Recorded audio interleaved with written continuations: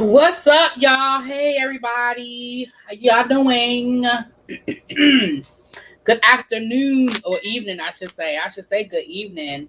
Hey, y'all. Hey. Okay. Oh, my goodness. So, y'all don't know how StreamYard works. Like, all of a sudden, all these comments popped up. Hey, Fayette. Mwah. Hey, boo. How are you? You are on time, Markel. You are on time. All right, let me know when you're ready. Let me know when you're ready backstage. You ready? I'm going to take that as a yes. I feel like you're ready. You ready, y'all? Yeah, I'm ready. Hey. How you doing today? Agitated? Oh, no. Why are you so agitated? Or is that a private situation going on? All this damn stuff in Chicago. I was getting ready to say, is it snowing up there? Hell yeah. It's snowing here, too. It's snowing here, too. But I'm sure y'all are getting more snow than we getting. Yeah. Like, and what was so crazy is, like I said, my mom, has 2 buildings. So I'm responsible for doing all the shoveling and whatnot. So last night I'm thinking I'm being smart and shit. So I'm like, okay, I'm going to throw some salt down prematurely because it was just doing a little something. When I tell you I woke up this morning and I looked and you couldn't tell that I put nothing down, and we had, like, it was thick. I was like, oh my God. Well, that's the worst kind. That thick snow, it be packed. Yeah, I put some salt down earlier, and I said the same thing. I said maybe I should put some down before I go to bed. Because we're not getting as much snow as y'all are getting, but it's definitely coming down, and it's supposed to keep snowing. So yeah, and the Markel, you don't have to do that. You don't have to do that, Markel. He's talking about it was 75 degrees yesterday, 73 today. You want to get cussed out. You know what I'm saying? You want to get cussed out. But no, but what was so crazy is we had, I want to say maybe like 10 cars get stuck right in front of my house. So whether they were like already parked or trying to park and just coming down the street, and I'm like, real? Hell yeah. And I'm trying to figure out, like, why was y'all outside anyway? Like, unless y'all done went to work, what the hell? Right. What you doing? Unless you were an essential worker and you had to go, what is the problem? And it was the crazy part. Like, maybe this is some Chi-Town stuff, but at one point, like, at the corner, you see 2 cars stuck, and then they call the ambulance to come and help us. I'm like, you ain't called AAA? A tow truck? You call that? Well, maybe somebody was hurt. Possibly, but I don't know. It's been nonstop snowing since last night. Quintessential. She lives in Chicago. That's what she said. I know. Simone said it looks like the inside of a baby powder bottle. Okay, listen, she in Chicago too. Yeah, I guess it's bad up there, but it's been snowing here. I woke up this morning. Listen, I have found. Let me know when you're ready. Hit me with the thumbs up when you're ready. Okay. Listen, I have found this new restaurant. Oh, okay. Wait, I'm sorry. Hold on. Let me lean a little to the other side. Hold on. She wasn't ready. Wait, let me move the camera over so you can see. Golden said she in Chicago too. Okay. All these Chicagoans. Okay. I mean, hey, it is what it is. Chi-Town the best town, baby. Okay, is the DE? Is that Detroit? I thought Detroit was DET, Joanne. If I'm saying it wrong, but she said that it's not supposed to snow for the next 2 days, and they got 2 inches right now. Ooh. Ain't no snow here. Hey, huh? Ain't no snow here. I know it's no snow down there where you are. We know. Whatever. Exactly, like whatever. Oh, in Delaware. Okay, because I was like, DET is Detroit. Okay, yeah. Delaware. Oh, okay, yeah. Thank you, Xavier. You love Abby's hair. Yeah, it's cute. Her hair is cute. She cute, She cute or whatever. Now, quintessential. Don't come in here starting no mess. Now we don't have to start repping sides and whatnot. Okay. Okay. I know. Don't do that. Don't do that. Okay. It's enough for y'all to rep Chicago. We don't need to rep, 20 different, No, because in Chicago, it's really only like 4, technically 5, but like 4 sides. So west side, south side, north side, over east. we don't really claim the other two, so it's just West Side and South Side, and with that mess. Okay. Yeah, we're not doing all of that. We ain't doing all of that. So, hello everybody in the chat, people who came in, who were coming in.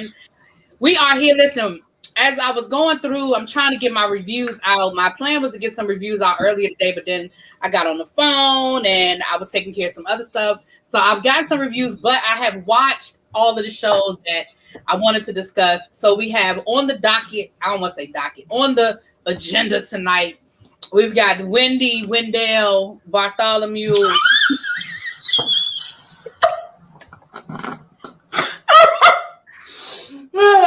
Otis Cleophas. James and the Giant Peach. Orthol. Theotis. Okay. So we have Wendy Williams, the movie. We have Love and Marriage Huntsville. We have the Belle Collective, and we have RuPaul. Now, I know that y'all, you don't look at all of those things, and I know, Ebby, you don't look at all those things, but the three of us together do. So, Markel said you ain't got to look it like that. Sorry. That's just how I do. That's normally what he say right before. You know what? Look at Abby. Look at y'all. I knew he was going to do it. I knew it.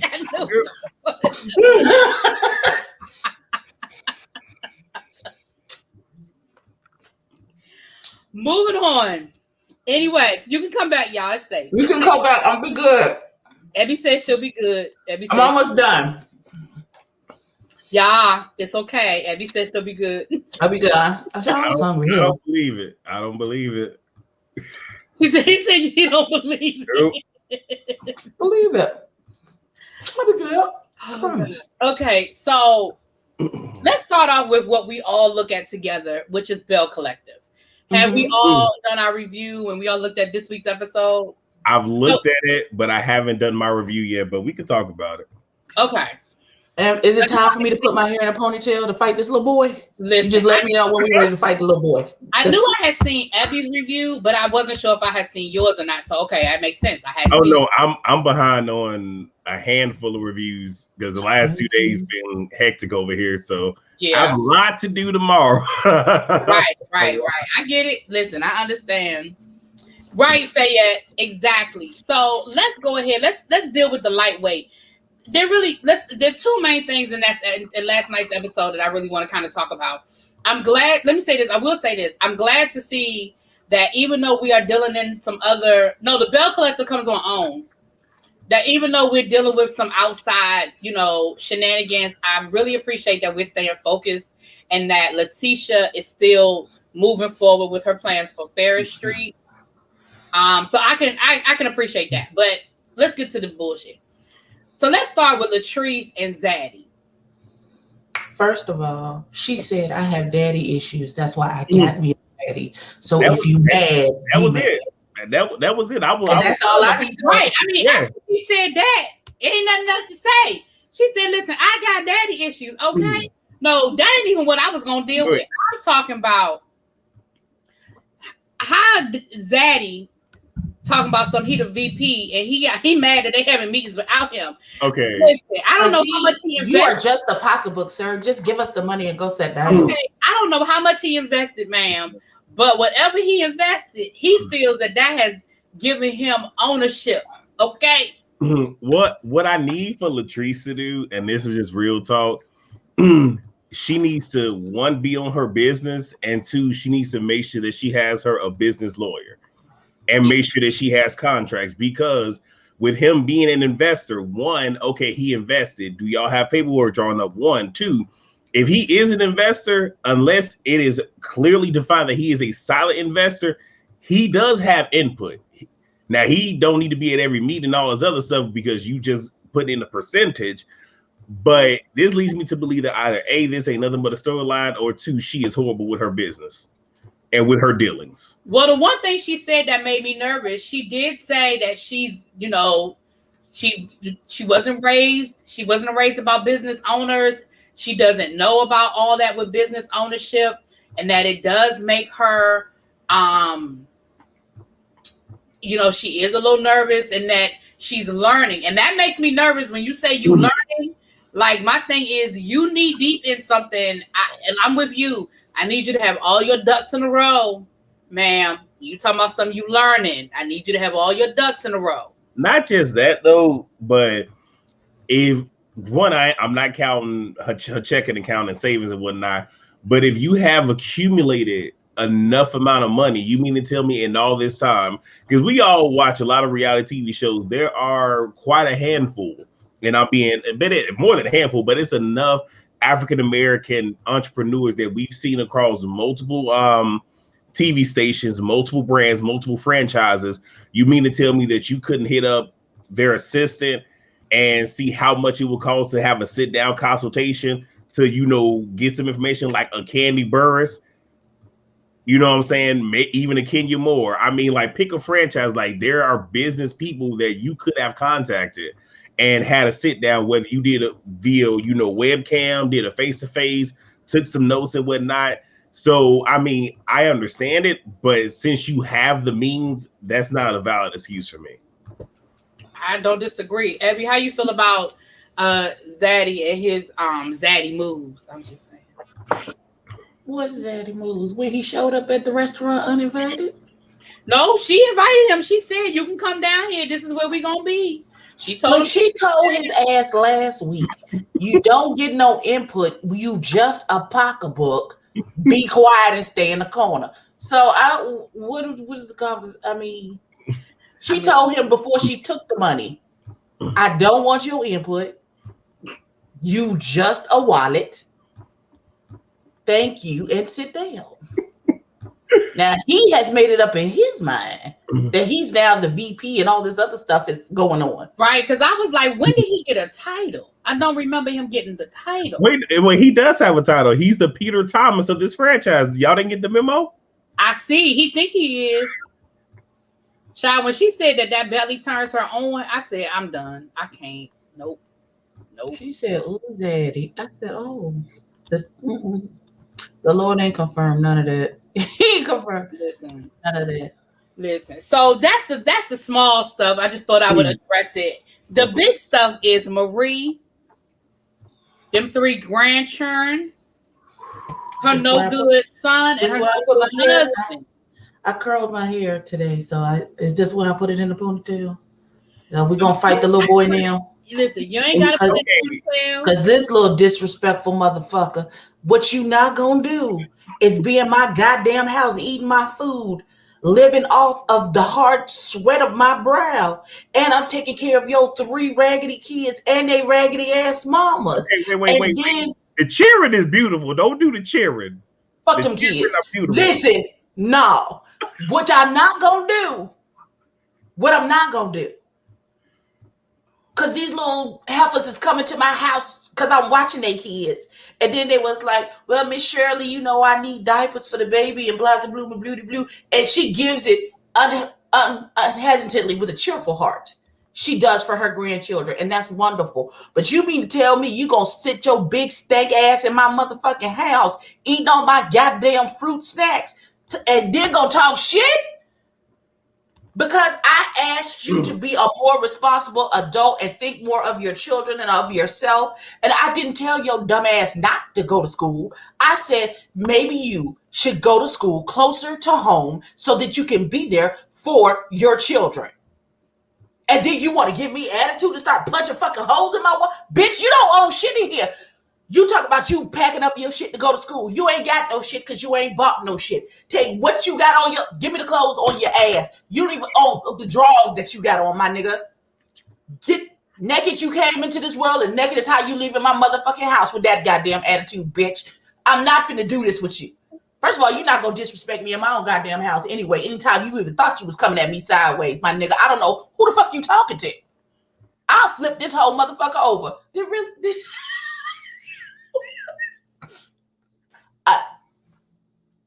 Let it be said, I am the parent. You are the child. Now, if you a grown man living in your own house, taking care of your own kids, I ain't got to do nothing for your peoples except for what the fuck I want to do for them, and you decide to make a grown adult decision to do whatever you want to do, then that's one thing. But you not sitting in my motherfucking house while I'm paying the goddamn rent and go come over here and give me your ass to kiss. My nigga, I don't know who the fuck you thought you was talking to, but it wasn't me. And especially not in my goddamn house. You better go try Jesus, not me.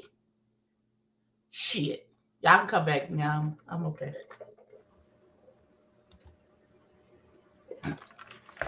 Y'all went off camera and went mute. I'm sorry. Oh, I didn't do that, y'all. Abby must have hit a button, child. She got so excited she didn't hit a daggone button. Woo. Right. I mean, all right. So, y'all, how you feel about it?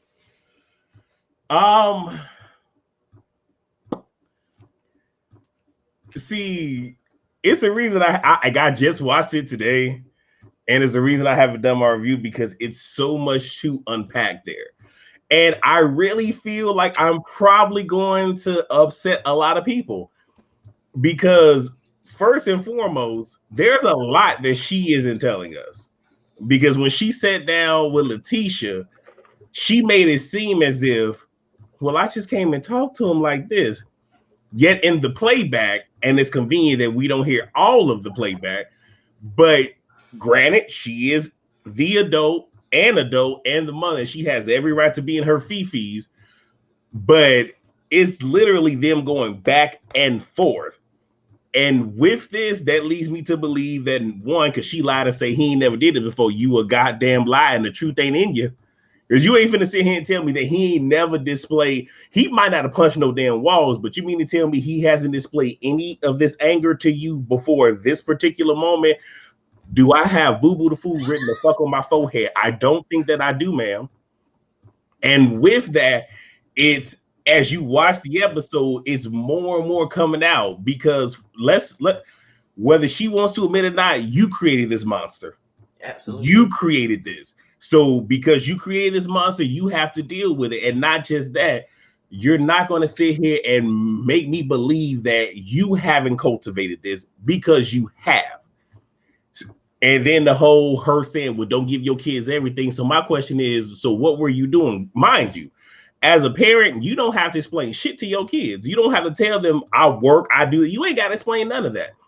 You may not be there for every dang on, cheerleading practice, baseball game, because you out working. Guess what? You're doing the best you can with the tools you have. You ain't got to explain none of that shit. But it seems to me that she has been asking, probably because she's been working on these business. The word on the curb is she lied, but we ain't on that right now. But it seems like you have been trying to buy your son's love. And literally, he know that he can sit here and pull a hat trick on you, and you and your good girlfriend, hand, wink, click, stump. You want to see? Why did I do that? Okay, so I wasn't the only one that caught the scissor vibe between the SEL and Marie. Okay, all right. Well, my thing is, okay, so let me say this. Okay, I agree with you, y'all, that there's more to this story than what we're not being told. And I said this in my review. I've been to college. That shit don't happen overnight. Like, and Abby, you've been to college too. Y'all know you went into the military, but like literally, I got the acceptance letter in January. I didn't actually go off to college. That's what I'm saying. What I'm saying is, her story was 3 years of college. Okay, so what I'm so y'all all understand where I'm going when I'm going to say this. Mm-hmm.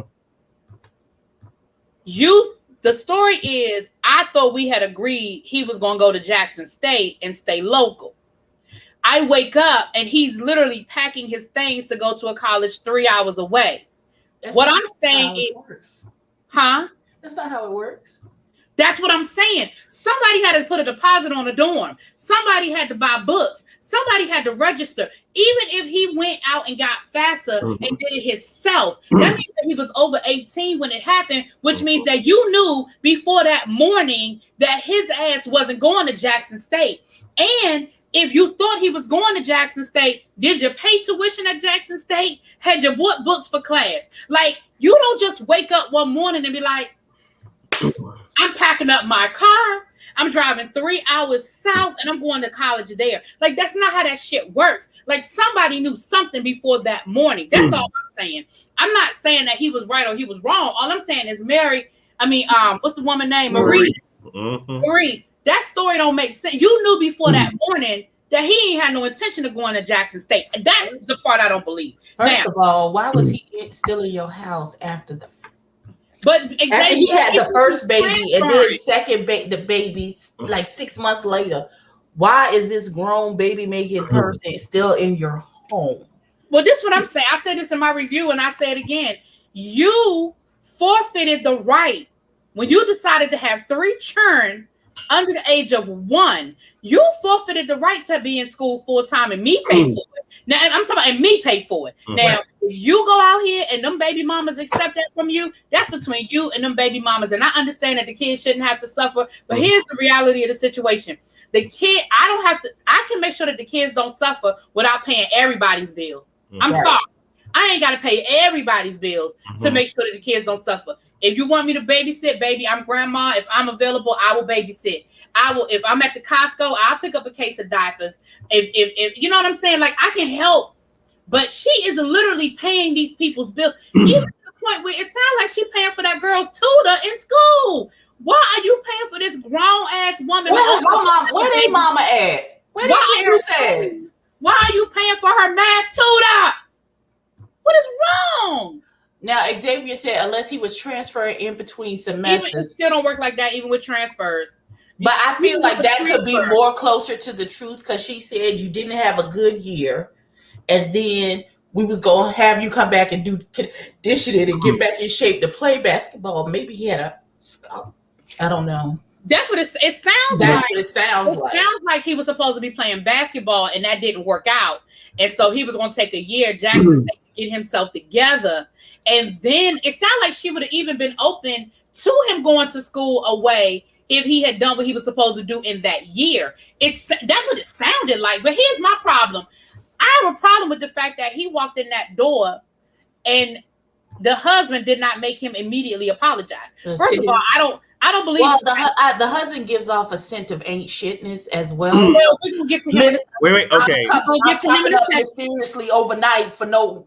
And she like, and you cheating here and there, like it was okay. But we're gonna get to the husband. We're gonna get to the husband. Is that when I get to fight? When do I get but my thing is, I'm not saying nothing until he got an apology. Ain't no way in hell he gonna sit there all that time and he ain't got an apology. And then for him he still didn't apologize. He said, well, let me just tell it from my point of view. There is no point of view that makes it so that you don't owe me an apology. Now, you can say that I came at you crazy too, and that's fine. But you still was punching holes up in my house after I'm taking care of your kids and your baby mamas. I'm sorry. I don't care that the husband is not the dad. I don't care that the husband is not the dad. But he the man of that house. You the man of this house, and that's your wife, and you supposed to protect your wife, even when her grown ass son bring his stank ass into the motherfucking house. Don't disrespect my wife. Don't do that. Go ahead, y'all. What you gonna say? Oh, that's her good Judy, not her husband. Oh, Jesus. See, I know we giving the son the blues. I know we giving the husband the blues. I'm sorry. I put all this on Marie. And even with the husband not saying anything, like, let's be all the way real. Even though old boy is an adult, we not finna act like there aren't a lot of women. Well, I won't just say women. We won't act like there's a lot of parents that have this whole thing of it's a certain way that you will or won't speak to my child. You can like this is the parameters of what you can and can't do. You can't put your hands on my kid. You can't do this. You can't do that.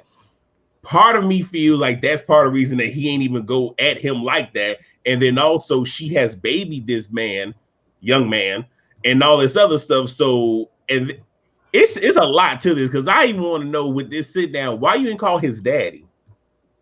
Where is his daddy? Is his daddy dead? It's a lot of missing pieces to this. It really is. And again, this is all something that she created. And then you want to sit here, mind you, Cedric does, he has a piece in this, but what I don't like is Marie is pushing all of her responsibility off on him because she ain't did nothing wrong. And then also with the way that she came in Latrice, even though it's for a storyline, typically when people do that means that it's something that's going on with them, and this ain't nothing but deflection. So you deflected all this energy off to Latrice in this particular situation, rather than you owning that you added, because her thing, well, how can he respect and because you did, and it's like, yeah, that's cool, but you are the same one that took this man back after he done cheated on you. So are you not? Okay.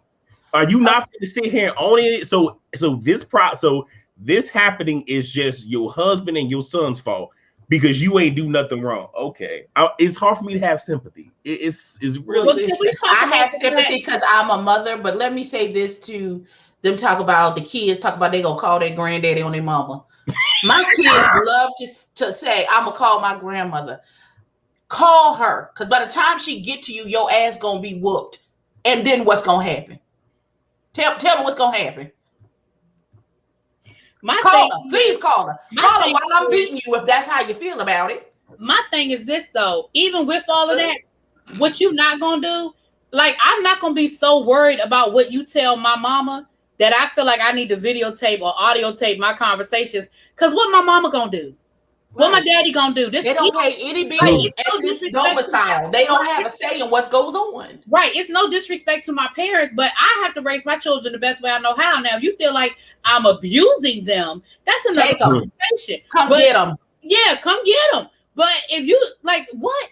But here's the thing: you married the man, you divorced the man, you married him again, and you divorced him because he was unfaithful. You married him again. He kept his other house. Now, you said both of y'all still have your houses, but you are clearly renting yours out or whatever because he going back and forth to his. He just get to not come home at night, and you was real calm about that conversation, like.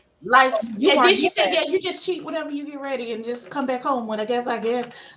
Baby, let me be very clear. As my husband, let me be very clear. Husband, wherever you are, if you are under the sound of my voice and feel my spirit, let me tell you one thing. My nigga, you got one time to mysteriously not come home, and something detrimental must have happened, and you must show proof of the detrimentalness of whatever the fuck it is that kept you out of the house. Because if you do it again, when you come back, the locks will be changed and all of your things will be packed and folded neatly and sitting on the porch waiting for you because you no longer live here.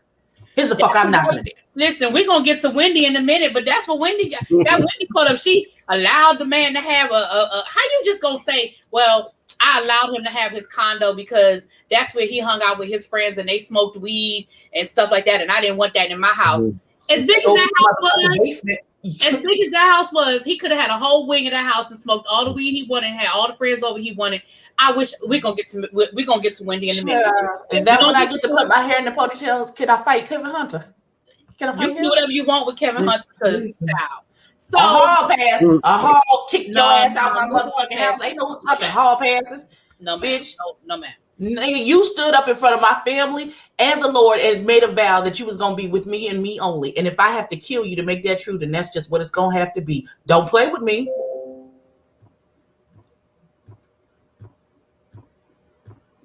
You said forsaken all others until death do us part. Did you say if you had to kill him? I'm saying. The family's not on funeral home. Listen. I mean, officer, he wouldn't get cigarettes. Okay, since I'm the only man that's up here, so to whoever Abby's future husband may be, I want for you to ensure that when this live is done, you download this live, you put it away, and you also make sure that you send it to your mama and your attorney. So if something does happen to you, they can go ahead and go back in time to see that she didn't already plotted. See, this is premeditated. I want to help you out, Pimp. Okay. Praise the Lord. Simone said I thought we were talking about Belle Collective, not Snap. That's a Snap episode. Okay. Listen, it's very simple to avoid that. Don't cheat. Oh Lord. Moving on. But yeah, no, seriously, I'm with you. Okay, so I see where you're coming from, y'all. I see your point that we're not, you don't want to put that, you want to put a lot of this on Marie as far as getting to this, because I agree with you when you say that I don't believe that this is the first time it's happened. And I'm gonna tell you why I know it ain't the first time it's happened, because she said to him, you've got to learn how to control your anger. If that was the first time it happened, you wouldn't, that doesn't make a pattern. That wouldn't make you think that he has a anger issue. He just got mad one time at you. Shut up, but Martha. I do want to say this though, and I know we're gonna talk about Wendy in just a moment.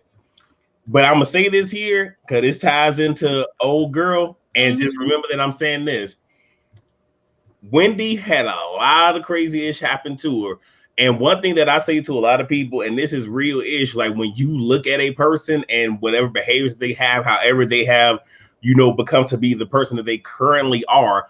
Literally, you can draw a line, and I bet you the line to why they are the way they are 9 times out of 10 leads back to their childhood and how they were cultivated, whether it be parents, community, tribe, whatever the case may be. Because with Wendy, a lot of her stuff came from her mother being so critical of her weight. So I say all of that to say, again, not absolving nobody from nothing, but going back to Marie, something happened when it came to her and the raising of this child, where this is all learned behavior. When her and Essie was talking about, pimp this, pimp that, the real pimp is your son pimping your motherfucking pockets. The fact that he is this good to where he got you paying for his stuff, his baby mamas, and his children. Oh, yeah. And did you hear the one baby mother talking about something, he's staying with me? Yep. While his stuff is at the mama house that he came to, look. Now, what were you saying? Now, what's the part you said that word on the curb is that Marie don't really have that business? What's going on with her business? What's the word on the curb? Allegedly. What's the word on the curb? Like I said, I'll send it to you. I have to go back through the panel chat that I'm in. I didn't watch the video because it's a long video, but apparently somebody that's in Jackson, Mississippi knows a lot and was dishing a whole lot of dirt on her. And apparently, allegedly, Antoinette's good girlfriend was trying to reunion and all this other stuff. It's a lot there. So yeah, but allegedly, I missed that. You went out when you said that her good girlfriend was trying to do what? Get old boy and bring him to the reunion to come at Marie. Oh. But I wasn't finna watch that. But why would Antoinette's friend? What business is that of hers? Well, why would she? They slightly get into it come next episode. Man, you're not even on the show. If you don't get somewhere and sit down. No, I'm saying like Antoinette's friend and Marie low key getting into it next episode. Oh, right. Yeah. I saw the previews about that because Marie be doing too much. My other thing, and then we can move on. We can just go ahead and move on into Mary, Wendy, since we sort of kind of already kind of had some similarities. But my other question was, how did y'all feel about the business partner talking about some half of everything Marie has is mine? What? No, only half of that business, ma'am. Not half of everything. Well, that's her good Judy. No, I wouldn't go say good Judy. Jesus, okay. But I was just like, ma'am, what? No. She said she owns 51% of that company. Woo! Anyway, all right, we'll get into it. Yeah, I didn't see that video, y'all, but yeah. But but with old girl, with Essie saying that, like, again, I'm not gonna do any type of speculation. I'm gonna leave that alone. But what I will say is this is a classic case of, why are you including your good girlfriend not only into what is going on in your family and your marriage, but then you bring this person into your house. Yeah, because I did not think it was her place to be at that conversation with. It wasn't. I don't think it was her place. Like if you were to bring somebody in, how about you bring in an unbiased party that don't know none of y'all? Or a therapist. Literally coming in with a bias. Yeah. If you feel like your son needs some therapy and y'all need some family counseling, bring a therapist in. Because that's who I thought she was going to say she had invited was some sort of a therapist, but is Essie? Does Essie have any initials behind her name? Look, Essie need to go find Effie, and they need to go ahead and move Okay, that's what needs to happen.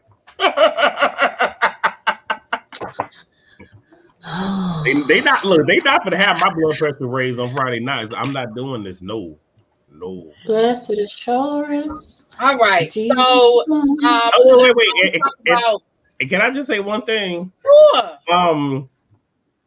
And we can go ahead and move on to Wendy, but I found it to be real interesting that these two women got these finger waves, and they work in the same company. Next case. Next case. And also, I want to say, I hate the sound of Tambray's voice. I don't know how she's on the radio. It grates on my nerves. God, oh God. Jesus. Okay. Right now, in the name of Jesus, fix her throat, God. I don't know what it is, God, but just fix it. It's like she's got something in her mouth all the time. Like she's got to spit it out. It's like she got something in her mouth all the time. All the time. Like something's just right there in the back of her esophagus. It's just, sounds like she got a mouthful of mothballs. I don't know. Something's happening. It's just not. It's just. So let's move on to Wendy. There was. Y'all act like I'm the only one that heard it. Moving on. So the movie happened last night, and then we had the documentary behind the movie. Now, I'm gonna admit and say that I'm not a big Wendy Williams fan. I don't dislike Wendy Williams, but I don't watch the show. I never really followed her career. I knew who she was. I knew what it was. You know what I'm saying? I definitely know the role she played in radio, but I'm not a Wendy Williams fan. I didn't read her book, so I don't know a lot of stuff, right? So for me, the movie was informative from the point of view of I didn't know a lot of this stuff. But my complaint about the movie is I really wished they would have focused more on the trailblazer that she was. Wendy Williams changed radio.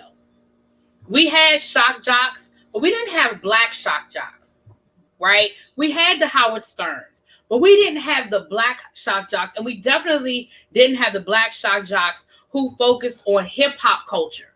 And that is sort of what her niche was. Yeah, she did pop radio. Yeah, she did R&B radio in her career, but where she really, her niche was that whole celebrity news of black celebrities. Nobody really gave a damn about black celebrity news. And I feel like the movie sold that short. Now, I know Wendy has a book, but I didn't read the book. So for somebody who didn't read the book, yes, it was some new information, but people have been leaving comments on my video all day, basically saying, listen, all this was in the book and then some. Like it was way more in the book. So now I do want to go read the book, but there's way more in the book. And so that actually, for me, I feel like the whole second half of that movie was a fuck you to Kevin. You know what I'm saying? And I would love to have seen what this movie could have been had her and Kevin's relationship not blown up. I would love to see where they would have focused and what information would have been included had they not made the whole second half of this movie about Kevin. Hey, Jonathan. Hey, Boo. Well, what I'll say about y'all and then Abby. I was just gonna say with how the movie went, is giving me a real Real Housewives of Atlanta type of feel to where we gonna sit here and we gonna speed real quickly through a whole lot of stuff so we can get to this one particular piece. Right. That's how granted, I sat back, I watched it. I don't, like I said, I'm like you. I didn't follow Wendy Williams' career or anything like that. So for me, I'm like, okay, learned a lot. I also sat back just like, you didn't talk about your first husband, but okay, let's keep on going. Let's keep on watching. And okay, so we really gonna deal with you and Kevin for the remainder of this movie. Okay. Like that's really what it was to me. Like, all right, so we sped up to get here. All right. And I feel like, again, as somebody who, for example, and you know, people in the chat, y'all will definitely know. Ebony and y'all a little bit younger than me, but I know y'all still kind of remember this. That Whitney Houston interview was a shock heard around hip hop world. Like, and I was explaining this to Nisi a little bit earlier. that interview with Whitney Houston, that was before we knew all that we know about Whitney Houston. That was before her drug use was confirmed the way on the levels that we know it to be now. That was I'm sorry. TikTok. What? Damn TikTok. Anyway. Wow. Lord, but that was before the drug use on the level that we knew it was before. That was like people that weren't used to hearing Whitney Houston cussing motherfuckers out. You know what I'm saying? Like that interview and again in that time period, this was before social media and something like that would have gone viral in a second. But I remember other radio stations picking that interview up and playing it because it was like, oh my gosh, did you hear about the Wendy Williams interview with Whitney Houston? Like for them to treat that as like a side note, and that actually, I'm not gonna say that made Whitney's career, but that took her to another level. That interview took her to another level, and it's like they almost just act like, "Oh yeah, I had an interview with Whitney Houston." Like, girl, you know, I think, and this is me probably giving more to Wendy than what she actually deserves, but I think they played it down because they probably thought not a whole lot of people are going to watch the last 2 hours of this Wendy Williams experience. So I think that's probably why they did like, let's touch on it here, but we'll talk about a little bit more over there. And to be honest, I'm glad they did that because I sat there the whole 4 hours and got what I got. But especially seeing as how Lifetime is literally trying to milk everything they can from Whitney, The Voice, Queen Nippy. Absolutely. I'm so sick of it. So I think for me, it was just a good thing that, okay, it was just a little dot in the biopic. I was okay with that. Only because, again, I don't want to continue to exploit Whitney, but I'm saying from the point of view of it was a major part of her career. If this is, I mean, I don't think this should have been added just for the simple point of, if it had been another blip, then yes, but it wasn't. That interview was major. You know what I'm saying? And if it really made Wendy, like at the time, I was living in Greensboro, North Carolina at the time. There was no Wendy Williams down there. Like she wasn't syndicated in North Carolina. You know what I mean? For the people in North Carolina, they found out who the fuck Wendy Williams was then. The people who didn't already know, who weren't from a major, you know, was I in college at the time or around that time? Anyway, I was in Greensboro. I remember because I remember when I heard it. And again, the fact that I remember where I was when I heard the Whitney Houston, Wendy Williams interview, it was really epic. And so I don't know. I hear what you're saying. Like, I don't want to exploit Whitney just for the purpose of exploiting her. But if Wendy Williams is telling her story, that's a part of her story. You know, the Mariah Carey interview when she was asking Mariah Carey, when was the last time you had sex? Like, those were major. Like, they brought in the Total thing and they brought in the Diddy thing. But, you know, and again, I'm not saying she wasn't transparent because she was. She shared things. You know, she talked about the rape. And, you know, and she has since named who the person was in the movie. They gave him a fake name, but she has said who the real person was. She talked about her relationship with Eric B., which I heard that's not new information, but I think the abortion part was new. Or if you hadn't read the book, it was new. You know, so, excuse me. I do think that she was transparent. I definitely think she was more transparent than the Salt and Pepper movie was. I definitely feel like it was a lot more there with that. But that's just my biggest complaint. Again, I think it was a better movie. Yeah. I definitely feel like the actors did a good job. I think the woman playing Wendy Williams, other than that accent, but Wendy Williams' accent is annoying, so whatever. With the movie, like I said, I appreciate it, you know, for what it gave me, but I really just want to know what else happened with Wendy, because for like. I get not being trusting and all the other stuff, but either A, you ain't have no good friends, or maybe B, when Kevin was in the thick of it, he probably isolated you from them. But you can't tell me that if you had some good friends, they would have been able to tell you like, okay, I don't know about this, something ain't right. Because I know everybody giving Kevin the blues, and I gave him the blues too. But here's the reality: Kevin was a hood dude. Kevin looked at Wendy and said, okay, I see a mark and a moron. I see big things in her future that she probably don't see. Let me attach myself to her and let me do what I got to do. Let me bully people the way I got to bully them. And then as the opportunities came in, let me make sure that my name is on these opportunities. Became the manager and all this other stuff. Like, but I'm just saying, like, I feel if she had some real good friends in her corner, somebody could have been able to be like, hey, I don't know if this is a good idea. You know, that's the one thing, and I don't know if I said it in my I don't know if I said it in my review or not, because if I didn't, I meant to. That's the one thing that did hit me, is that it is clear, and she said it early on. She said it when she was still at WAOL, when she was living in DC, that she became her own best friend. That she realized that she just didn't need friends, or didn't feel like she needed friends, because I think everybody needs friends. But that she made a decision, and I do think, I agree with you. I think that she put herself in a situation where she did not have a lot of people she could reach out to and a lot of people she could call, and she did not have a lot of friends. If you looked at the documentary afterwards, you got a little more information, a little more insight on the Kevin relationship. And she even said that she said the only people that I could call were my parents, and I didn't want to call them because I knew what they were going to tell me to do. So she didn't feel like she had anybody she could call when it came to the Kevin situation. And as far as Kevin is concerned, he was that hood dude. Like, they said that he was almost like, the way they described him was almost like a Suge Knight. Like, he was very intimidating to the staff, the people who worked for her. Like, he even got banned from the radio station at one point because he would come in there and he was so rude and disrespectful that, like, they banned him from coming into the radio station in New York at one time. So definitely that, like, even with the Charlemagne situation, Xavier is talking about Charlemagne, like, you reduce Charlemagne to one line, one scene. You had the Charlemagne story is a big story because Charlemagne has talked about it and you've talked about it. And I know that y'all have made up, and maybe y'all hadn't made up yet when you did the movie. And so maybe that's why, but y'all hadn't made up.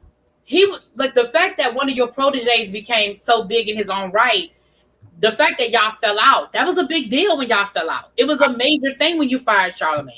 Can we just take a moment and just give a round of applause to Wendy for being so damn petty?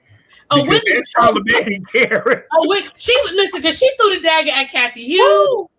She was petty to Charlemagne. Like, she was petty.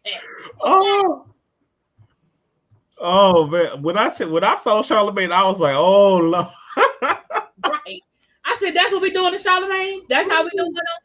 But I agree. I agree that Charlemagne, that even her and Charlemagne story, should have been bigger. Again, it doesn't have to take up a whole lot of airtime. Yeah. For y'all to just show that he was a bigger part of the story. And even you don't even have to get into the specifics of how y'all fell out if you don't want to, which Charlemagne pretty much said that they fell out because of Kevin. That Kevin had, and Charlemagne said that Kevin would. Now, Wendy said in the documentary that Kevin has never physically hit her. She was very clear to say he never physically hit her. However, everybody, the way they describes him as what an abuser does. They alienate you from all of your friends and family. When anybody gets too close, they find a way to get that person out of your life. And Charlemagne said that's what happened with him and Wendy. That basically him and Wendy was Kevin. And you notice once Wendy divorced Kevin, her and Charlemagne were able to make up because he said it was Kevin. Again, on the documentary, she talked about how one of her security men, Kevin, fired because he felt like they were getting too close. And she was like, I mean, really? You had no, there was nothing going on. So again, I do think it was way more open than that Salt and Pepper shenanigans. And I can appreciate, Wendy, being able to laugh at herself with the whole Arnest caress, like that whole thing. Because I was just like, oh, we're really showing this right here. Okay. All right. So I was happy for that, but why didn't we see Lil Kevin beat Big Kevin ass? Like it was about, so I'm just like, really, Wendy? Okay, so we just gonna stop right here. Okay, this is the safe space. I mean, or even the fact that we fast forwarded, like we went from her catching him cheating after she had Lil Kevin, and it was literally we fast forwarded to when the her getting ready to get her talk show and the affair. Like, we literally fast forwarded like 12 years, and I was like, what the fuck? Because again, I felt like we were just trying to hurry up and get to the affair, which I know people wanted to hear about the affair. I know it was salacious, it was everything, but I don't know. I just feel like it was just, let's hurry up and get through all of this shit. I mean, now, can we just talk about the ain't shit? It's like, how in the hell you gonna sit on this woman's bed, accuse her of being back on coke, persuade her to go into rehab, possibly paid off the people there to ensure that she didn't have phone and all this other stuff, just so you can make it to the baby's birthing, and then parade this heifer all on social media. I'm like, you is another type of low down ain't shit to do. Like, because if that's the case, why didn't you just do the shit in her face? Because regardless, when she finally found out, like that could have sent her to the hospital.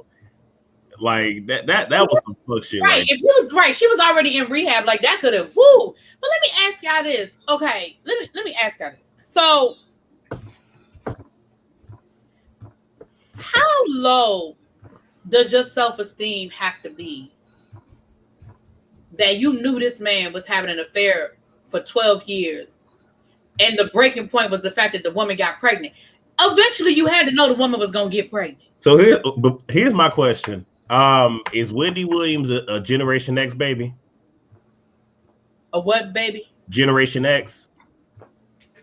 No, she's a baby boomer. Well, okay, well then that further helps it. So her parents from the silent generation. There's your sign. There it is right there. She wanted what her parents had and thought that that's what it was. I think I said it on your channel, or it might have been on the panel a while back. Like, we not gonna sit here and act like Grandma and Pawpaw was sleeping in 2 separate bedrooms. Yeah, they might have been married the whole time, but we gonna act like they weren't sleeping in 7 bedrooms. We gonna act like they went out doing their own dirt, but they stayed together. And when somebody finally got tired, then they became back together. That's really all that was. So as long as and I'm not gonna say Wendy Daddy cheated on the mama. I ain't gonna say that. But what I am saying is a lot of this is learned behavior, and some of that stuff does come down from the generation where, okay, we're going to stay married no matter what. And I guess her only breaking point is as long as a child don't come out of it, we good. I'm just amazed that granted, I know he had a tight grip on him, but how you little boo thing on the side so he can get his rocks off, but you can get your rocks off? That's what I don't understand. Because if I'm going to stay in a marriage, I'm not saying I'm ever going to do this, but if I choose to accept the fact that my husband is having an affair for whatever reasons that I'm choosing to accept the fact that my husband is having an affair, I promise you two can play that game. I promise you I won't be alone. On them nights you don't come home, sir, I need you to call before you decide to come home because it might be somebody in your bed. And I said in your bed, right next to where you lay, right there. What cologne you wear? Oh, that ain't the cologne that them sheets going to be smelling like when you get home. So I need you to call before you come, sir. Go on and stay in that condo you got down the road. Don't stay in that house you done bought that hoe down the road, because I'm telling you what's going to be laying here next to me. Now, that's on you if you want to walk in here and get your feelings hurt, because I'm telling you what won't happen. Now, I'm not going to accept no 12-year affair, but let's just say I am. I'm just saying. And she did talk about the plastic surgeries, which, again, I felt bad about the plastic surgeries because of the whole body, because when you look at the old footage of Wendy was a beautiful woman. But she just didn't see that when she looked in the mirror. She just didn't see it. Because she was beat down as a child. That's why. Yeah, I get it. I understand why. And I do want to say this. I'm going to be very respectful of your platform. Because I was asking Scotty Nim, are we going to drag the mama? And he said, because she didn't win on the glory, we got to do it respectfully. So I said, okay. Well, I just ain't going to say nothing at all. Listen, let me say this. I'm one of those people. This is how I feel. I have no disrespect to that woman. Yes, she's gone on the glory. But if it is what it is, it is what it is. I'm still just going to be nice. And all I'm going to say is the mother was dead ass wrong. And even in watching the documentary, she was so just just fair with the whole what trauma she did to her child. The thing is, well, it happened, but look at her now. Like, really? So you don't care about the scars that you left on your daughter. Just, well, look at her now. Right. Okay. Because even in the documentary, like you could tell that Wendy wasn't lying. Because in the documentary, the mother even spoke to, well, you know, she was fat and we had her on a diet and da da da da da da. Yeah. Oh yeah. Abby, she was on a diet when she was in the first grade. They made her weigh herself every week. They made a joke. Remember what she said in the movie about how she learned how to like play with the scale so it would look like she lost weight. They talked about that in the documentary. Her parents were like, and they were laughing about it, like, yeah, she would lean to the side, and we caught on to that little trick. So she wasn't lying about y'all weighing her because y'all making jokes about it, you know. So that's why that's the only reason why I say that we can speak on it, because it's not like it's a he say she say and she ain't here to defend herself. It's a she admitted that she did it kind of thing. That's why I didn't harp on the rape situation, even though I believe Wendy, but that man ain't here to defend himself, so I ain't about to go back and forth about that. But I believe it happened. That's just what I'm gonna say, and I'm gonna keep it moving. Because again, when somebody is that transparent about certain things, why would she lie about that? Because she straight up said, hey, me and Method Man had a one-night stand. So she's not lying about sleeping with other men and saying it was rape. That's the only man that she didn't say raped her. So I believe it happened. Because I don't understand why she would lie. But That's my 2 cents. But he ain't here to defend himself. So that's why I didn't really harp on that. I just kind of kept it moving. I wonder why she threw that shade at Kathy Hughes. I wonder what Kathy Hughes... Because she definitely threw shade at Kathy Hughes. Now, I know Kathy... I don't know her like that. I went to high school with her niece, and I've met her a few times. And I never worked with her. So I was mad at Kathy Hughes when she canceled Conan's show, because I keep telling y'all that Conan, for y'all, any of my DC people in the room, y'all know who I'm talking about. Conan used to do basically the hip hop show, and it was on AM radio back in the day.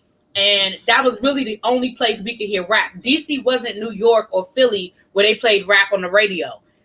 That was really the only place we could hear rap. And the top 10, Conan would always do his top 10, and you would call in, and then you would vote, and that would be the top 10. And usually, for the most part, it was the same damn 10 songs for a couple of weeks in a row until we heard a new song. It was like, oh yeah. But that was the only way. That was the only way we really heard rap. And then she canceled the show, and we was like, what? But, you know, she was like, the ratings were low. And I'm like, yeah, the ratings are low because it's on fucking AM radio. Like, you know. Right quick, Jason asks, is Method Man mad? I don't think that he's mad about her revealing they had a one-night stand. I believe that he's still in his fees because she revealed that his wife had cancer. And he never revealed it. So it came out via her. I think he's more pressed about that coming out, because I don't really think Method Man really cares that when he said they slept together. Okay, cool, whatever. Right. Because when they slept together clearly was a long time ago. So I don't think it was but yeah, and that's the thing, and that's the thing that was missed. I think so much of that was missed in the movie, of how nasty Wendy got and how deep throat she would cut. You know what I'm saying? Like, she would put people's business out, and a lot of times it wasn't facts. Sometimes it was just shit she heard on the street. It was just gossip and innuendo. And again, in the documentary, you heard one of her station managers tell her, I used to have to call her in my office all the time and say, you've got to say allegedly. You don't know this stuff to be true. You have to say allegedly. You're gonna get us all kinds of sued. You know, them Total Girls weren't the only people that showed up to whoop Wendy's ass. In America, this is why we have Alexander Rogers and the alleged Lee show. Right. Lee. Right. And, you know, so it's like, she's not the only one that, she's not the only one. I mean, that's what's missed. I think that so much of that is missed. Thank you for everybody that's in the chat. If you're not subscribed, please subscribe. It's a lot of people in the room right now. Thank y'all for coming through. Go and hit that subscribe button. It's free 99. We're trying to get to 5,000. We're trying to get to 5,000 over here. Okay. Yeah, and so I think, because that's the other thing that came out in the documentary, is that Kevin was, because he had that thug in him. Kevin did support her, and he had her back, and he protected her because she was legit getting death threats. Like she legit was getting death threats. Okay, but let's keep it out. I'm not saying that Kevin didn't love her, and when I make this next phrase, I am in no way, shape, or form trying to call Wendy out of her name. But you're going to protect your cash cow, point blank, Andy. Period. He has been eating off of her, so yeah, you want to make sure that she is protected. Not saying that you love her. But yeah, if somebody does bodily harm to her and she can't do her job, then she not making money, which means that she can't, fund your philandering ass ways. That's just what it was. And here's the thing. I do believe that he loved her, but I don't believe that he ever had any intention of being faithful to her. The fact that you cheated on this woman after she had 4 or 5 miscarriages, finally had a healthy baby, and you were having a whole affair on her, and then your excuse is going to be, I needed somebody to talk to. But I also want to give Wendy some credit. Give her the credit. And the credit was when she was, being her own private investigator, and she was about ready to roll up on old girl, and then she had to say, you know what? My problem is not with her. It's with Kevin. I had to give her a lot of kudos for that, because people tend to sit here and want to take it out on this person, like, I don't know if you watch, but Growing Up Hip Hop with Pimpin' trying to go and Lily son, where it's like, you need to be talking to Diamond, not him. He ain't do nothing wrong. But she says that, but she throws shots at that woman every chance she get. Now she says, and why can't she? Why can't she? No. I'm not saying she's wrong at all. I give her credit for saying, hey, it's on him and not on her. But again, she throws shots at that woman every chance she get. And I'm not saying she's wrong for it. I ain't saying she's wrong for it. Because again, I'm gonna tell you, like when she found that house, oh, she was a better one than me. I mean, the Gorilla Glue, oh, Abby, you would love that. That was a special kind of petty moment. She found out that her husband had a whole nother house and had the mistress living in the house, and the house was only 10 miles from their house. Less than 10 miles. Less than 10 miles from there. On fire? Hold on, wait a minute. That's what I probably would have done. But she had the Gorilla Glue, honey, and she glued the mailbox shut with the Gorilla Glue. And she did something else, and then she spray painted the garage. She didn't do enough. Because I'd have burnt that motherfucker down to the ground. Wait. But really, but then did you catch how he came up to her after that talking about, so you better be happy I call police on you? Like, I'm looking like, Wendy, you didn't steal on this there? Like, you really gonna let him walk up? I was like, oh, okay, all right. The love is real, because woo, the way he talked to her was crazy. And then even at the end, when he tell her, what I built for us, I was so done. And it's funny because that's the one thing Wendy did say in the documentary. She said, listen, I would have been Wendy Williams without, like, I would be where I am now without Kevin. Like, I was already established when he met me. Like, I wasn't no bum on the street. Like, I was already a star when he met me. Let's be clear. And I was like, I know that's right. You better get it straight, Wendy. But yeah, so anyway, this is going to be my suggestion to Lifetime. I think we do a disservice when we try to put the entirety of someone's life in 2 hours. I think we're going to always feel like we were cheated. Even with Salt and Pepper getting 3 hours, I think even if you take out the Spinderella controversy, there was other criticisms of the movie. I just think we do a disservice when we have these pioneers, these people who have broken barriers and all that other stuff. When we limit them and we put them in that box. You know what I'm saying? I just think we do a disservice when we put them in that box. I know the next Lifetime the biopic is coming up is Mahalia. And that's another person who I know the basics of a Mahalia Jackson, but I have not read like biographies on her or anything like that. So I think I probably won't be as critical because I won't have a lot of comparison. But I am looking forward to that. Mahalia Jackson is actually my favorite gospel singer. I absolutely love Mahalia Jackson. So I'm here for it. I'm here for it.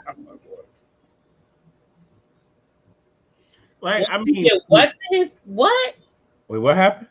What I missed? What? Nothing. That's Joshua Child. I don't know. Go ahead. I'm sorry. Now I will say, in watching the documentary, those last 2 hours, it did soften my heart to Wendy. a little bit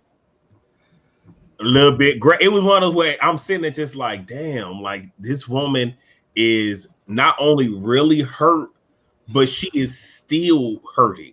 She is still wounded. She hasn't healed yet.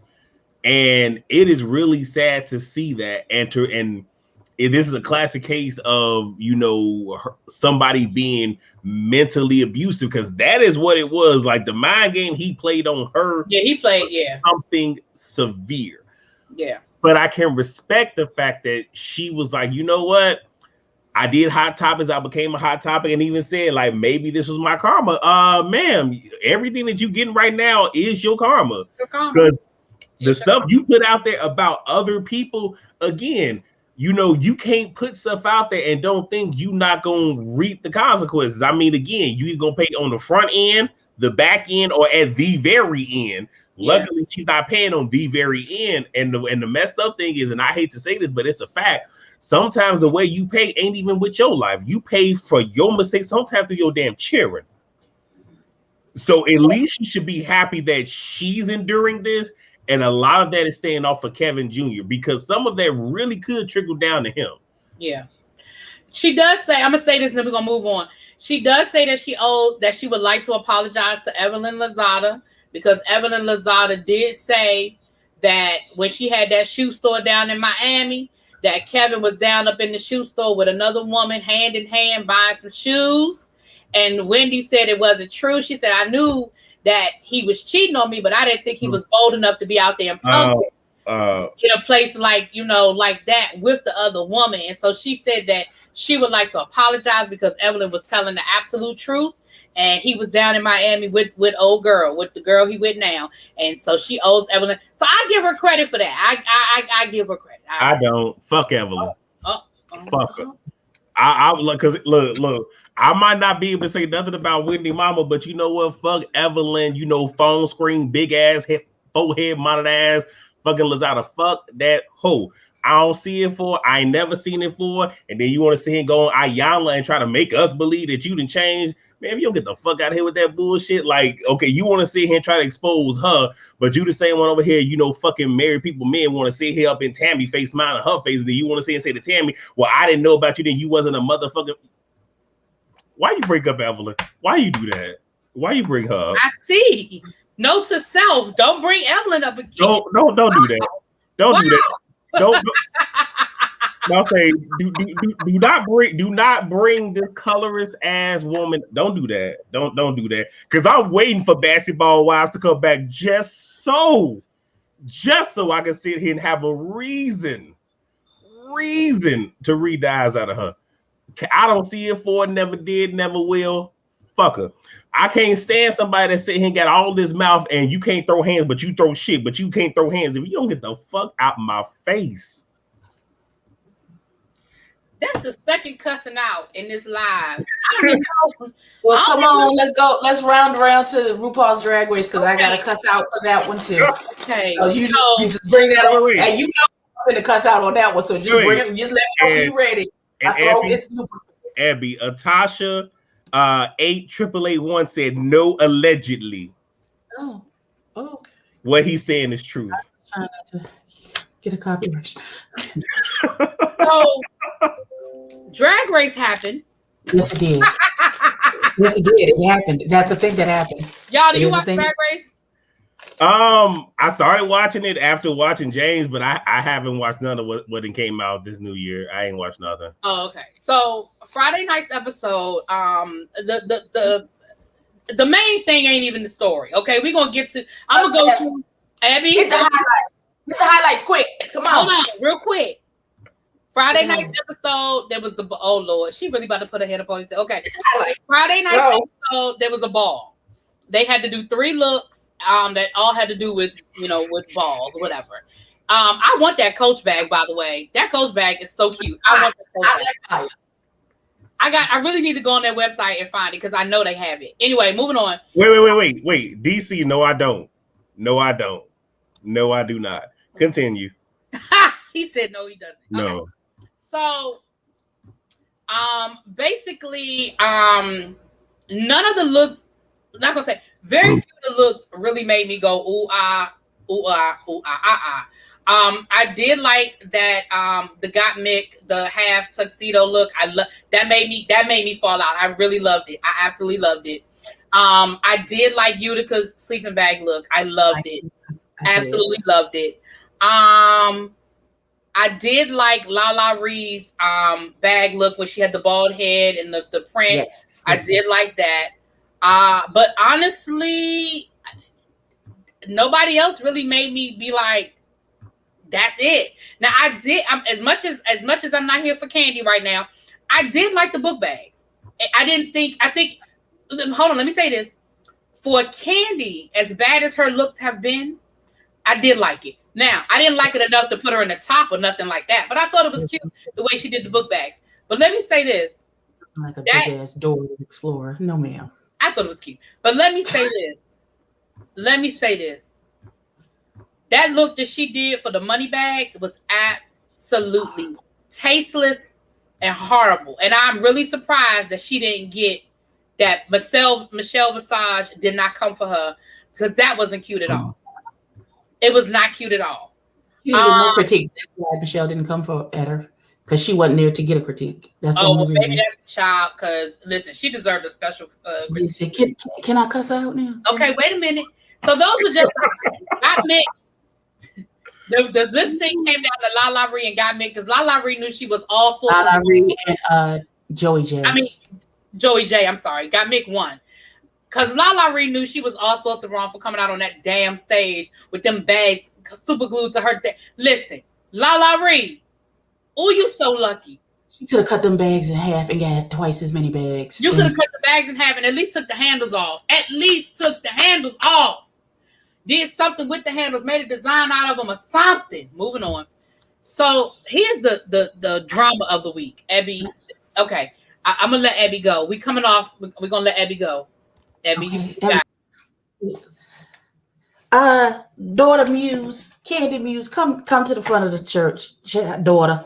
We need to have a chit chat about how your big, fat, non-dressing, fat, Vanjie reject looking ass can dish out all of this bullshit but can't take nothing. How dare you come out the side of your fat ass neck at people, talk about, well, I thought you should have been at the bottom, and I thought you should have been at the bottom, and she's my biggest competition, and and all this other bullshit. But when somebody call you on being arrogant, which means that you are being confident far beyond your talent and or skill allows you to be, then you got a motherfucking problem, and you gonna pop off. Who the fuck you gonna pop off at? Huh? Because you almost got your ass handled. Listen, I just would like to reiterate, because Tamisha is my spirit animal. As long as I'm arguing back and forth with you, you good. The minute I get calm, cool, and collected, you should run, because I'm about to knock you the fuck out. And that's what happened. And you saw your life flash before your hands. That's why your fat ass got to walking away from her before she knocked you the fuck out. Watch your goddamn mouth, bitch, because you not that cute. Okay, y'all come back.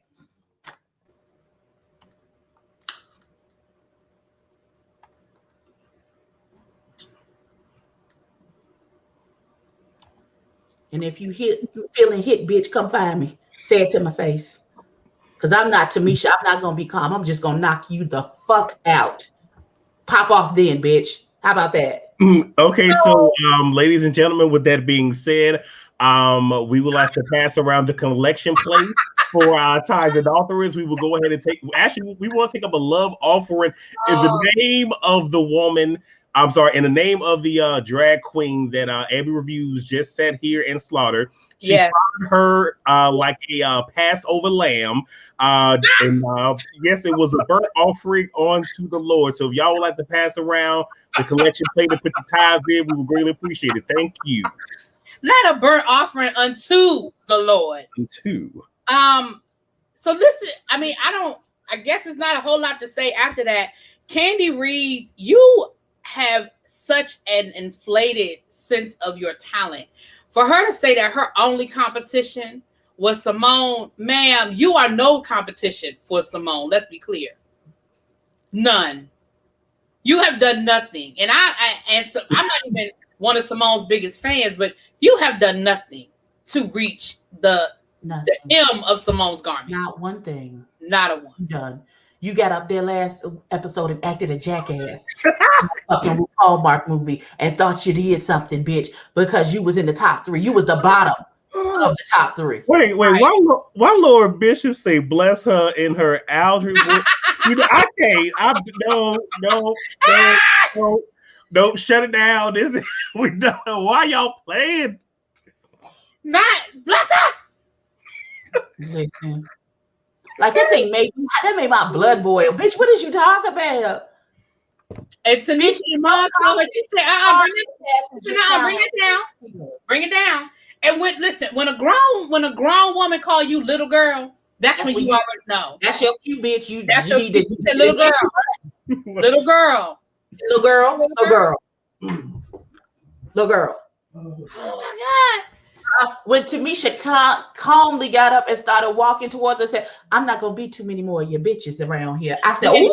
Okay. And when she's women, run away, bitch. Danger, Will Robinson. Danger, bitch. Molly, you in danger, girl. I don't know what did you hear when she said, all that barking don't do nothing. I want to see what that bite do. I was like, oh, Tamisha. Because look, Lala Reed already told y'all. Lala Reed said, I know her. She from Atlanta. She liked to fight. Okay? She liked to fight. Listen. And she said, Candy and that Tina Burner, I can't do them. Because Tina Burner get on my nerves too. Because if I got to sit through one more McDonald Land outfit, that red, yellow, and black, if I got to sit through one more red, yellow, and black outfit, just because they're your signature colors don't mean you got to wear them all the time. You reminded me of, what's Jackie name that wear black all the time on Basketball Wives and Lisa Ray with the white? Like, you don't have to wear this shit all day, every day. Like, come on now. So I think this is probably a good time to bring in the choir. I think we should probably sing Lay Down My Burdens Down by the Rivers. I think that's what we can do right now because I don't know. Y'all. Well, that was the. I mean, if y'all haven't seen RuPaul, y'all go watch it. And then watch my review and watch Abby's review. But here's my thing: how you gonna dish out all this criticism, but as soon as somebody give you some constructive criticism, you go left? Okay. The fuck you talking? And you don't sit your big bad built body ass down somewhere. Because you came for Elliot with critique and had a whole critique on why you felt like Elliot was supposed to be in the bottom and how like you had a whole thing. If you don't sit the fuck, bitch, listen. Shoot, y'all just made me reconsider whether I'm going to even review Basketball Wives or not. Why? Cause Lord, you reminded me of all the things. Anyway. Wait, what thing? Because the Basketball Wives fans, if you don't agree if that OG is that her name? OG is right in all things that you're a colorist and you don't like dark skinned black. Exactly. And then they come in your comment section. Review, it's done. It'll be uploaded before the end of the night, sir. I was gonna try to get to Love and Marriage Huntsville, but I don't know if we're gonna get there. We are at an hour and 15 minutes, child. Yeah, no. And who said she lights up a room? I don't know. Yeah, last season, when I did, Basketball Wives, it was very reminiscent of how Real Housewives of Potomac was by the end of the season, where either you were Team Monique or Team Candace, and if you said anything other than Candace was right, then people was cussing you out. If you said anything other than Monique was right, then people was cussing you out. Like, it wasn't like you could have a different point of view. And I was one of those people that I'm not an OG fan. I wasn't an OG fan, and I'm not an Evelyn Lozada fan either. But I don't automatically think that OG's right and Evelyn is wrong. And I don't think it was all about colorism. I don't. That doesn't mean that Evelyn doesn't have color issues. I'm not saying that. But I don't think that the dislike for OG came on strong, and OG was a bitch. And OG is not a likable person. And I didn't like her. Now, I don't like Evelyn either.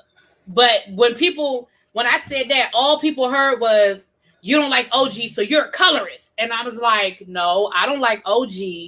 I don't like Evelyn's ass either. You know what I'm saying? So it was like, people were like, you had to be one or the other. And I just... Well, the head bishop in charge said screw Basketball Wives, so you ain't gotta watch it. Well, the pastor said I ain't gotta watch it. So. Save Chocolate said he ain't gotta watch it. I saved chocolate. Ooh. Like, Okay, look, save like, chocolate. like I said, Listen, I'm about to turn my life over and go start dating Jonathan. Because So you could be the first lady. Listen, I think Jonathan need a first lady like you up to the church. that's gonna be with the rah-rah. Because I'm with Because them. listen, let me tell you something. I may not have known Jonathan before he became pastor, but Jonathan went to A&T and he's a Kappa. I just feel like it's a lot up in that chocolate. I just listen.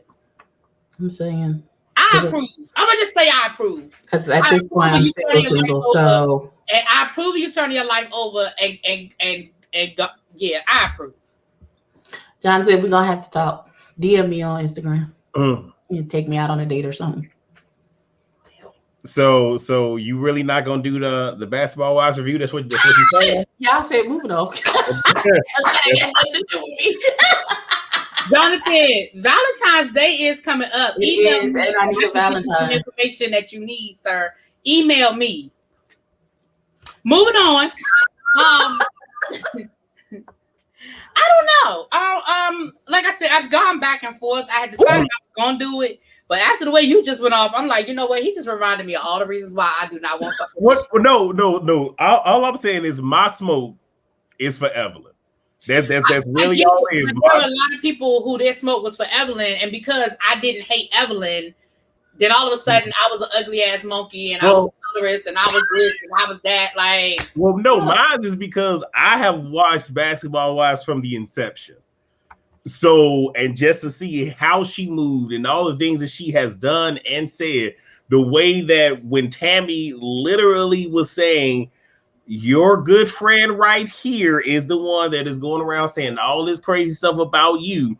And then it comes out that it was all Jen, yet Evelyn still wanted to sit here and run this whole I'm against Tammy campaign this whole entire time. Then they go to Amsterdam. Tammy wasn't there, so you couldn't blame shit on Tammy. So you just had to sit in it. And if there was ever a time for you to throw something, because you know she don't fight people, she just throws shit. If there was ever a time for you to throw something, it was in that fucking moment. But all you do is stand there in your Kumo D shades and you just stuck in time. You just fucking froze and shit because you ain't have shit to say. Look, when I tell you, not your Kumo D shades. I'm just saying. how you like me now? I don't see it for her. And then you ain't got no storyline. Because why didn't you talk about, you getting with Carl while he was with another woman? Why didn't you talk about the real reason that you was trying to sit and hurry up and have a baby by him? Because you knew he was about to leave your ass. Why you don't talk about none of this shit? But you want to sit here and focus on what was going on with CC and with Billy D. Williams. Like, what the fuck? So you want to say focus on their life, but we don't get that about your life. Like, I can't the fuck not. Not Billy D. Not Colt 45. Golly. Not Billy D. When I tell you, if I don't go in on Evelyn, that all that means is the Lord then came and put a hush over my spirit and said, "Not today, son." Other than that, if the Lord don't do that, oh yeah, Evelyn get it every review. Yeah, and Tammy, I didn't watch the show then, but I didn't like how the whole thing with Tammy went because I feel like they was bullying Tammy from the word go. Now that doesn't absolve Tammy from being a bully because she was. Tammy is a bully.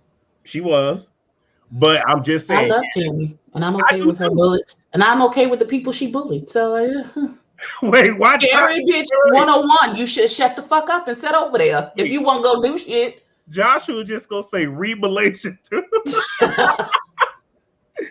I told y'all. I feel like Malaysia might be with the shits from the small bit I saw. Because at one point she came to some event in a sweatsuit and some sneakers, was standing out in the middle of the street. Like, what we doing? No, that was a whole lot.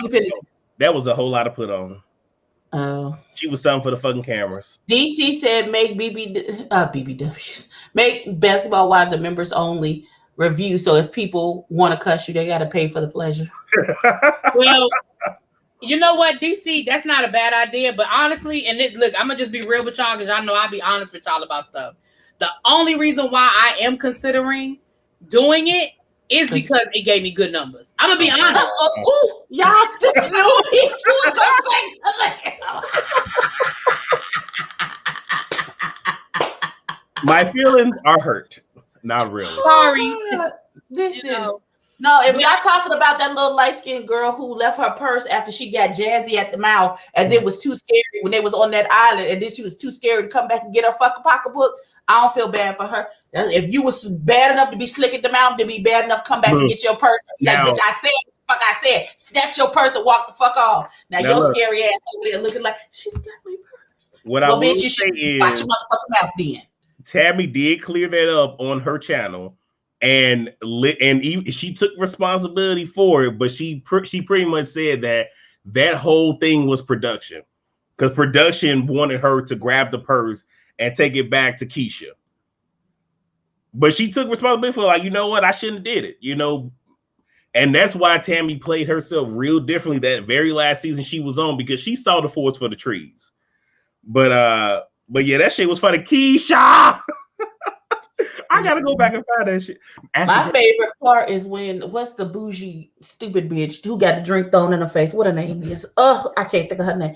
But she's talking about that didn't know what food stamps was, and Tammy tore that ass up right. Did it, the child, baby. Look, I still can't believe that they show on her on air her getting baptized by her then husband. I was like, wow, y'all really just showed him dousing the fuck out of her with that drink. Okay. Well, I'm gonna thank y'all for being on here. I gotta get ready to get off of here so we can. I gotta watch Bridgerton and do my. Oh yeah, you gotta do your review for Bridgerton. So listen, you guys, everybody that's in the room, if you are not subscribed to myself, Yocrates, or Ebby Reviews, please make sure, excuse me, that you are subscribed to all of us. We will do Love and Marriage Huntsville tomorrow night. I didn't have time to get to it tonight. And the members only live will be tomorrow as well. I apologize that I didn't get that today. Every time I plan to do something comes along, and you know, but they say the best laid plans of mice and men. So I didn't have time to get that done. The review will be up tonight, Xavier, but we'll talk about it tomorrow. So Love and Marriage Huntsville, literally, I will be uploading that probably within the next hour. It will be posted, but we'll talk about it live tomorrow. Check out Jason Lee's interview with Spinderella. It pissed you off. Jonathan, just stop watching stuff. See, just stop watching it. Yeah, hold on. I'll get y'all's link in a second. Yeah. I just want to say right quick that that small little tirade that I went on twice about Evelyn, that's really B's fault, not mine. So see, it was a scheme that really B. That's another scheme thought up by Todd. This is Todd's fault. That's what it was. Not the scheme set up by Todd. Hold on. Let me get to his. Hold on. Oh, that's why I'm pulling it up now. You got it? Yeah. Okay.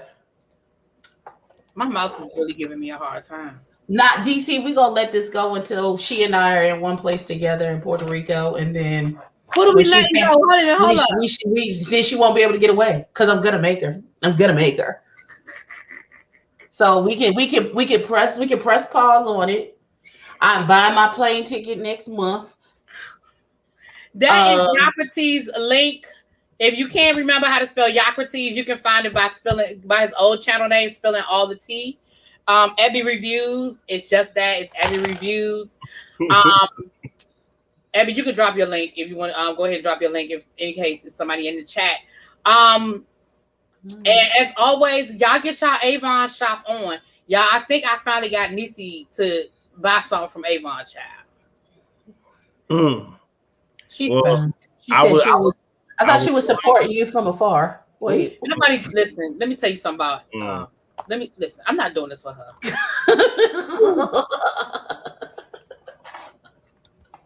Nisi be doing the absolute most for no reason. And then she has the nerve to come on and saying that she's the favorite millennial. No, that's me. I'm the favorite millennial. I don't know if she got everybody's favorite. She was talking to her best friend earlier today, and she talking about her followers love me. They be asking for me. I said, no, they be asking about you. That's two different things. You choose to walk your happy ass up on screen. She want to know why I don't never invite her to be on the show. And I was like, because half the time, DC that called her humility traceable.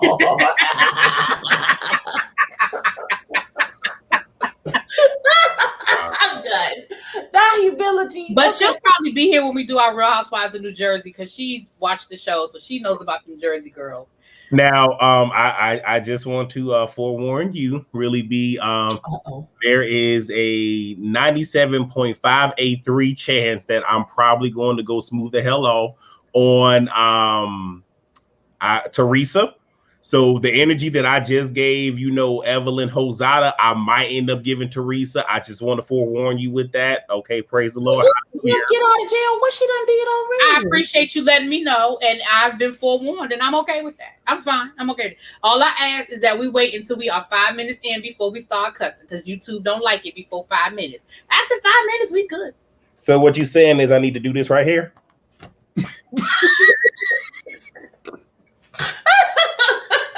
I'm done. Oh my God. Right. Y'all coming through with the disclaimer. Oh my Lord. Look, if y'all don't know that I'm a character, I really am a character. I am not. I'm not a character. I just go left sometimes. That's all. That's it. Wait. What's up about Teresa got a new? Don't give a fuck about Teresa having. Look, the reason I hope so, because that man she had before looked like Barney Rubble. So I listen. Oh Lord. The reason that I'm gonna give Teresa the blues is she has this. Okay, y'all. Okay, since I done got caught up with Salt Lake City, how Jen wanted to tell people, how to be their friends and whatnot. Teresa tends to do that. Oh, she does that kind of thing. But hers is this whole we're family. So you need to stick by me. You need to defend me to her sister-in-law. Yet when people coming at her sister-in-law, she be sitting there like this. She don't be mute, do she? She stands mute all the listen. That's because she don't like the sister-in-law. The sister-in-law ain't even did nothing to her little funky ass. And she still treat her like dirt. But I will say, even though I don't see it for Melissa no more, but with that one time when Teresa walked away and Teresa walked back up and she was like, now, and she did that, bunked up on her, I was like, oh, come on, Melissa. Come on. Because she the only one that's not scared of Teresa. Everybody else scared of her, but Melissa. Okay. So yeah, I can't wait. I cannot the fuck wait. Yeah. All right, so those of you who were not here, go back and watch the reunions. That's it. Just watch the reunions. Okay. It'll get you caught up. You ain't even got to watch the whole day, just the reunions. Okay. And so no matter when you gonna do the silhouette challenge? I'm not. And I have done why not? Listen, I'm not. I have my notes ready, you guys. So again, for those of you who are not subscribed to my other channel, y'all better go ahead and get that subscription. Go and hit that subscribe button on the other channel. I will start doing my uploads tomorrow. Remember, chapters 1 through 3 review is tomorrow, and I will on next February. Yeah, February's tomorrow. And on next Monday, we will do our first live over on that channel to discuss chapters 1 through 9. The book is Indigo by Beverly Jenkins. If you have it already, I know most of y'all have already passed chapter 9 because y'all have started telling me stuff that I know happens after chapter 9. So y'all are just reading, honey. Xavier, now, Ebby, your silhouette challenge was nice, but no, ma'am. Anyway. Come on, Loretta. Yes. Listen, I got some stuff for Black History Month, y'all. We're going to play some Cahoots with DC at. We're going to play some Kahootie, and we will be dropping some stuff over on the other channel for Black History Month. I'll be dropping some stuff over there. All right, you guys. Thank y'all for coming through. I appreciate everybody who was here. We were over 100 people strong in the chat tonight. For me, that's some good shit. I'm sure it's because I was talking about Wendy Williams, but it's all good. I'm glad y'all here. Hope you come back. I'll talk to y'all later. Peace. Really.